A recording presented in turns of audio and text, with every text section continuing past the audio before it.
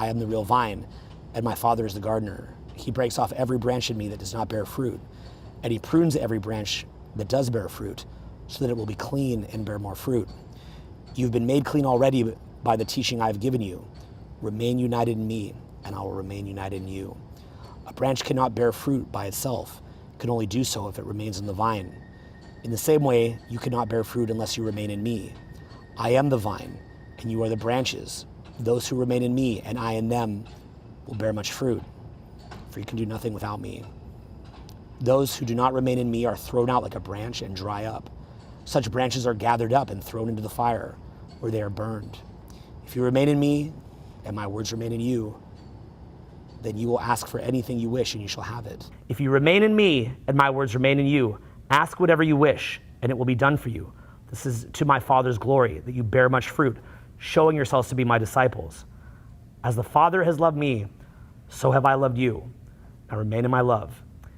If you keep my commands, you will remain in my love, just as I have kept my Father's commands and remain in his love. I've told you this so that my joy may be in you and that your joy may be complete.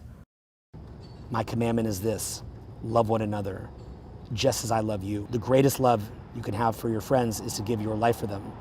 And you are my friends if you do what I command you. I do not call you servants any longer, because servants do not know what their master is doing. Instead, I call you my friends, because I have told you everything I heard from my Father.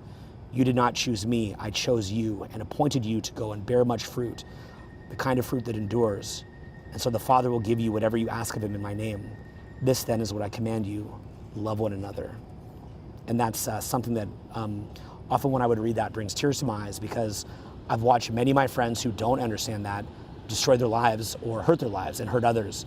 And it's this flurry of action that gets taken that in the end, when all is weighed out, is actually a net negative. Imagine that you live out your whole life for a net negative.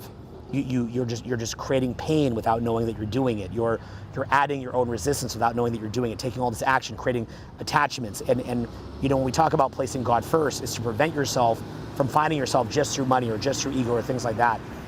And so people that are stuck just in the physical and the material, and they talk about hustle culture and grind culture, these are things that they don't understand. They don't get that. And that's sad.